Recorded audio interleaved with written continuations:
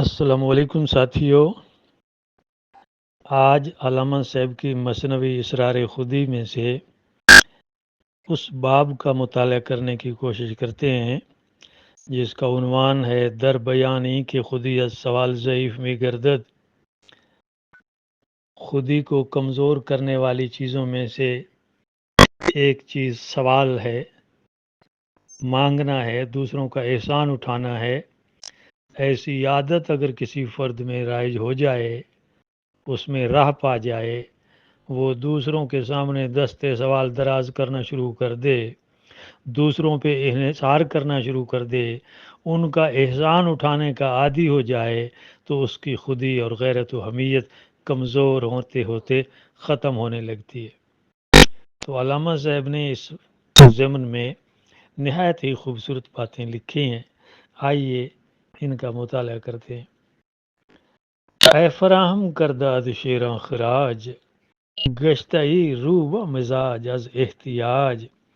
اے وہ شخص جو شیروں سے خراج وصول کرتا تھا، اس حاجت مندی نے تو تجھے لومڑی مزاج بنا دیا ہے۔ خستگی ہائے تو از ناداری است، اصل درد تو ہمیں بیماری است۔ تیری یہ خستگی، تیری یہ آزردگی، اس کا باعث جو ہے وہ تیری غربت اور ناداری ہے۔ تیری ساری تکلیفوں کی بنیاد یہی بیماری ہے۔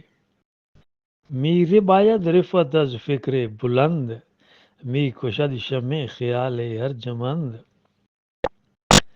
یہ ناداری، یہ غربت، یہ افلاس، یہ حاجت مندی فکر بلند سے اس کی بلندی چھین لیتی ہے اور انسان کی اعلیٰ افکار کی روشنی مدھم پڑنے لگتی ہے، اس کی شمع گل ہونے لگتی ہے۔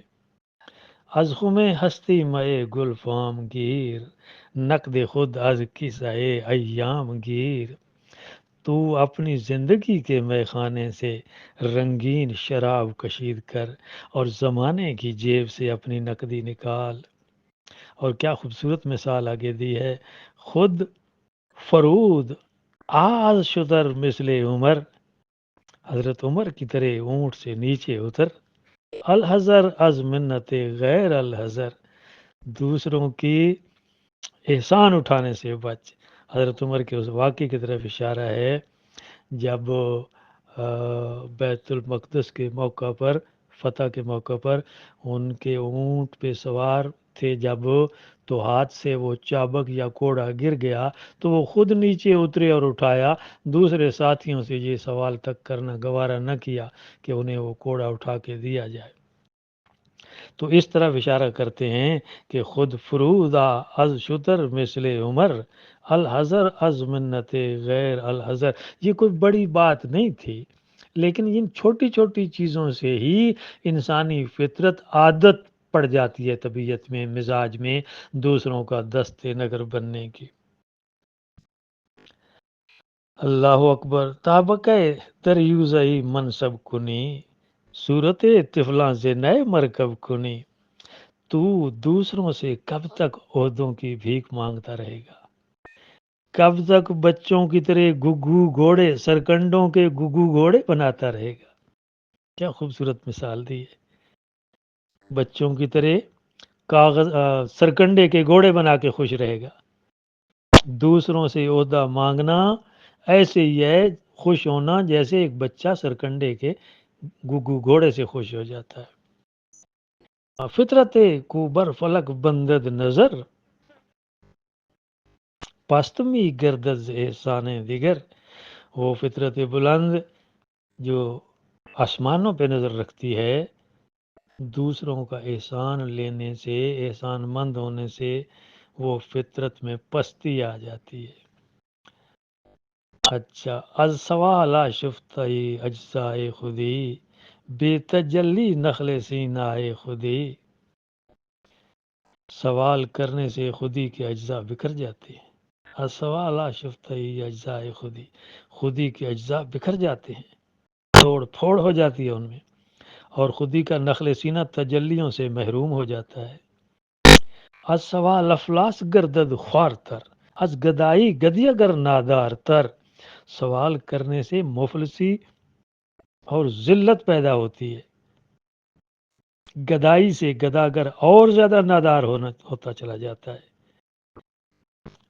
یہ اشعار درس دیتے ہیں کہ انسان کو دوسروں کا احسان نہیں اٹھانا چاہیے اور اپنی مدد آپ کرنی چاہیے، اپنی طبیعت کو دست سوال دراز کرنے سے ہر ممکن صورت میں بچانا چاہیے۔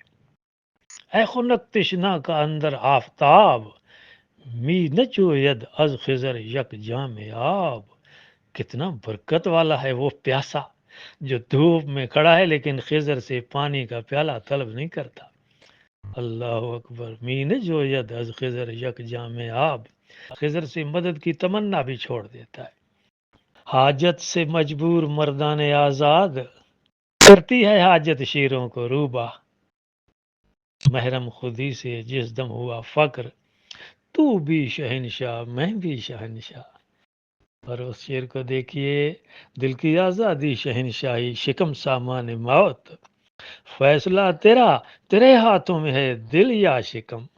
یہ تنگ دستی، یہ غربت، یہ افلاس، یہ مسئلہ نہیں ہے کسی مومن کا، سبب کچھ اور ہے جسے تو خود سمجھتا ہے۔ زوال بندہ مومن کا بے زری سے نہیں، قوموں کی تقدیر وہ مرد درویش جس نے نہ ڈھونڈی سلطان کی درگاہ۔ اللہ تعالی ہمیں خودی کی کمزور کرنے والی ان اشیاء سے بچنے کی توفیق عطا کرے۔ جزاکم اللہ خیر۔